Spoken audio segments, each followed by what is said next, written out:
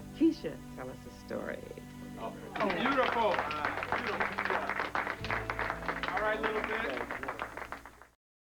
Well, we celebrated Kwanzaa at home in Philadelphia, and my brothers and I took turns each year telling what my father called a story of remembrance, the story of an ancestor or a hero or an ordinary person.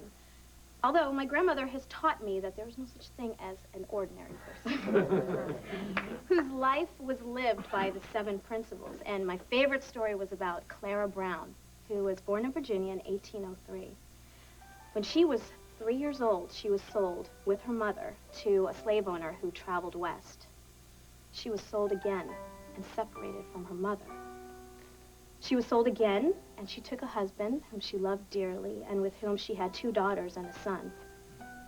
When her children were barely grown, she saw each of them and her husband sold at auction, separated from one another, from her, by 4 different owners, and she was sold to a 5th.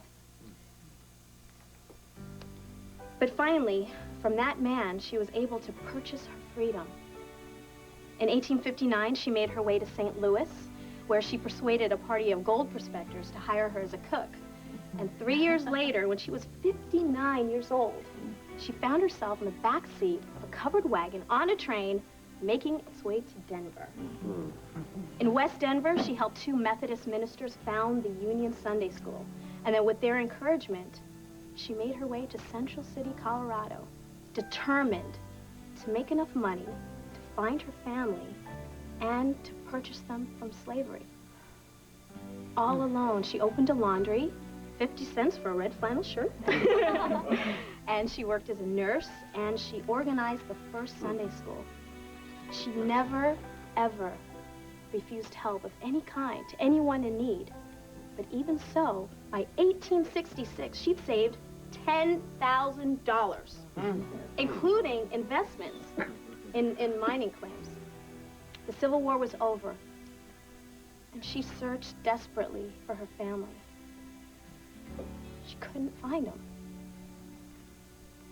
But she did locate 34 other relatives, whom she brought to Denver by steamboat and wagon, and that was the first of many black wagon trains, sponsored by Clara Brown. She never stopped searching for her husband and children.